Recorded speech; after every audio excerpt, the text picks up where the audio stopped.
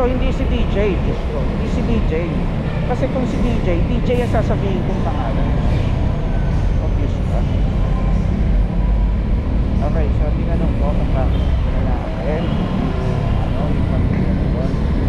Yung pala si Ligaya ay sumama na dun sa boyfriend na nasa Antipolo na sila.